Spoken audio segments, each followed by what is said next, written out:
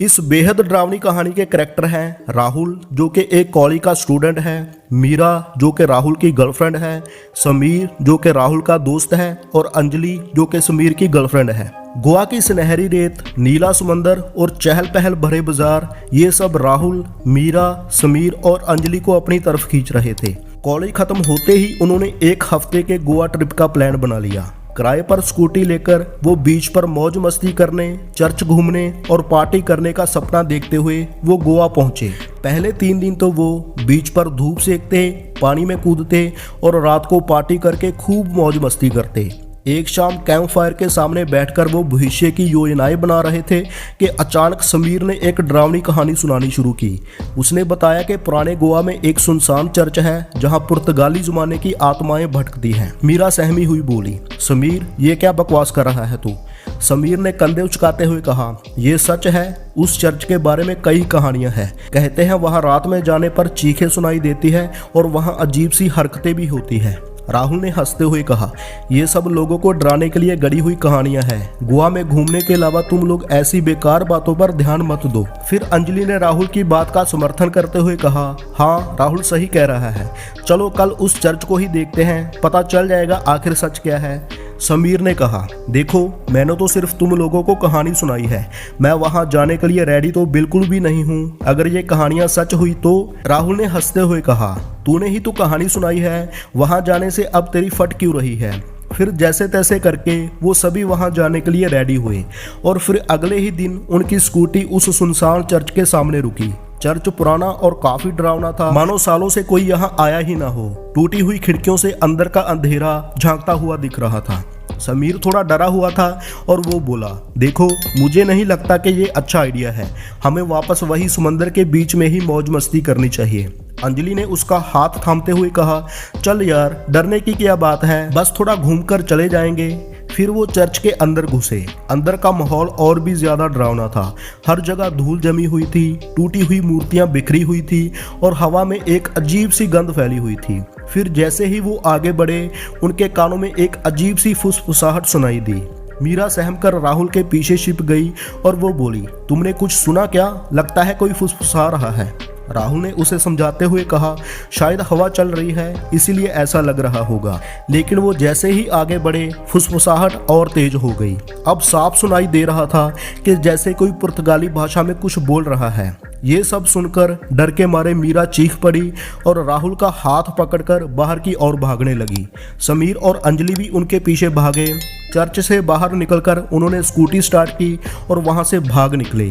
रात को होटल के कमरे में मीरा अभी भी सहमी हुई थी। राहुल उसे दिलासा दे रहा था कि देखो ऐसा कुछ नहीं है, वो शायद हवा की आवाज थी। लेकिन मीरा को यकीन नहीं हो रहा था। फुसफुसाहट की गूंज उसके दिमाग में अभी भी गूंज रही थी। तो फिर अचानक से कमरे की लाइट चली जाती है। कुछ सेकंड की खामोशी के बाद कमरे में एक ठंडी हवा का झोंका आया और उन्हें किसी के धीमे से चलने की आहट सुनी। मीरा चीख पड़ी, देखो यहाँ और भी कोई है।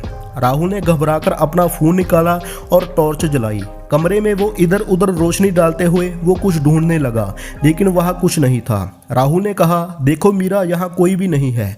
तभी अचानक से लाइट भी वापस आ जाती है। फिर समीर और अंजलि भी उनके कमरे में आ जाते हैं। फिर उन्होंने समीर और अंजलि को सब कुछ बताया जो अभी अभी हुआ था।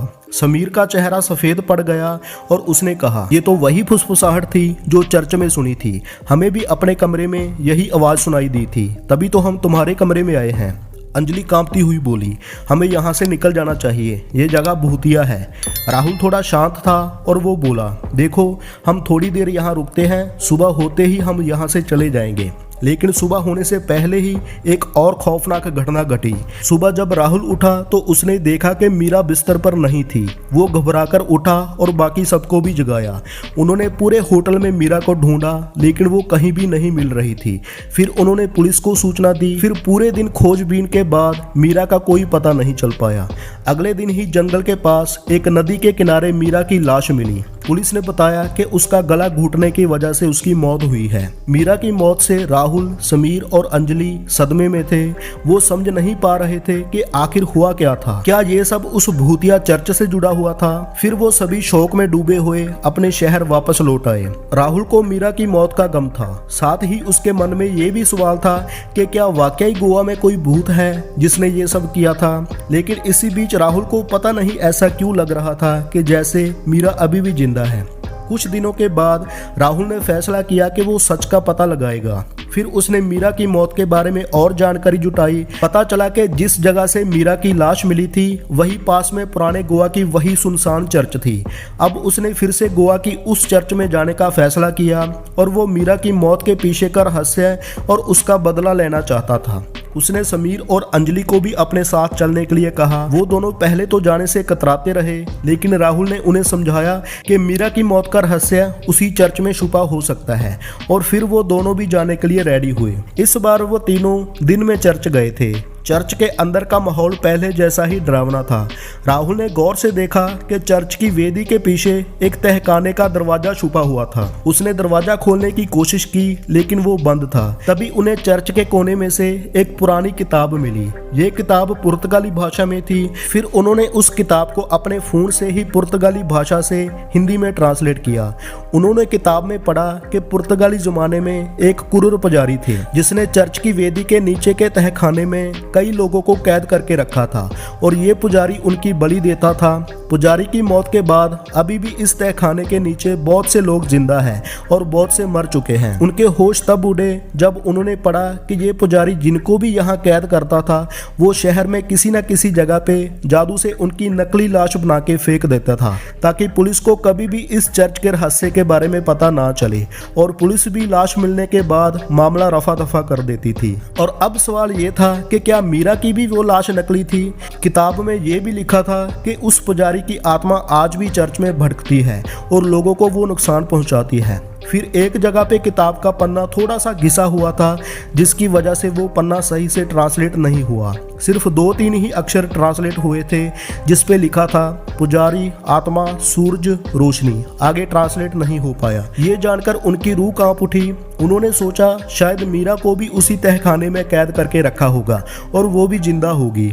ये सब सोच के वो थोड़ा खुश हुए, लेकिन ये जो किताब में सब कुछ लिखा हुआ है ये सब सच है इसके बारे में भी अभी कुछ कंफर्म पता नहीं था।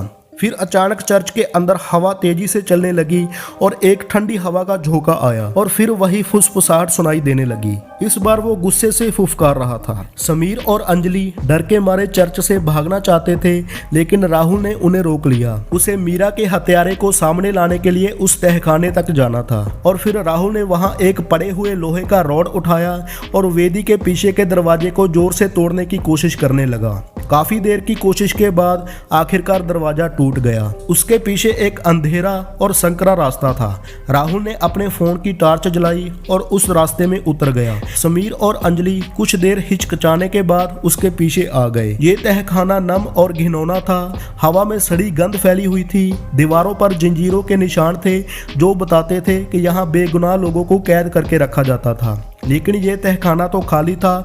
फिर वो थोड़ा आगे बढ़े और आगे बढ़ते हुए वो एक लोहे के गेट पर पहुंचे। गेट के अंदर से उन्हें कुछ इंसानों की आवाजें सुनाई दे रही थी।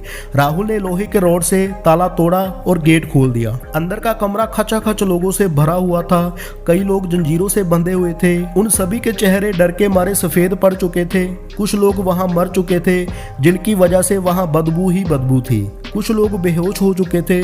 फिर राहुल इधर उधर भाग के मीरा को ढूंढने लगा। तभी राहुल को एक कोने में मीरा भी बेहोश हालत में बंधी हुई मिली। राहुल दौड़कर उसके पास गया और उसे जगाया। अब ये तो पक्का था कि जो भी इस किताब में लिखा था वो सब सच है। मीरा आंखें खोलते ही सहम गई और वो बोली, राहुल तुम यहाँ कैसे? राहुल ने उसे दिलासा दिया और जल्दी से जंजीरें काट दी। दूसरों को भी समीर और अंजलि ने जल्द ही रिहा कर दिया था। तभी अचानक अंधेरे से एक लंबा काला साया उभरा।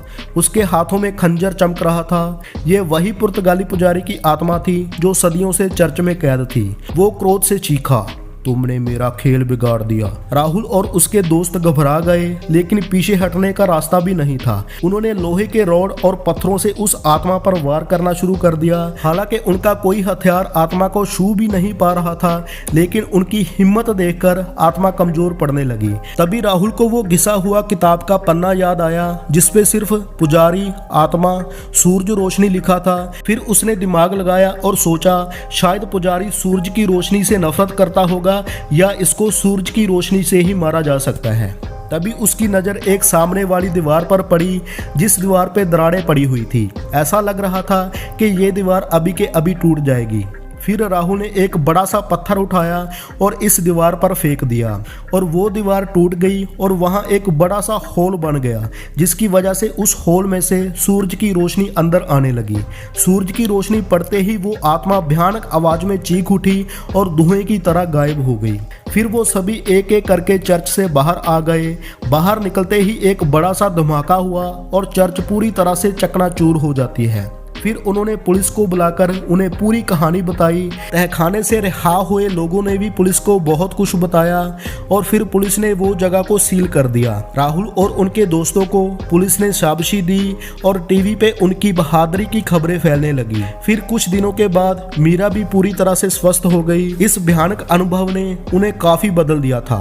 राहुल, समीर और अंजलि भी इस घटना को कभी नहीं भूल पाएंगे। गोवा की उनकी हसीन छुट्टियां एक भयानक ख्वाब में बदल गई थी, लेकिन उन्होंने हिम्मत नहीं हारी थी और भूत की आत्मा से लड़कर जीत हासिल की थी।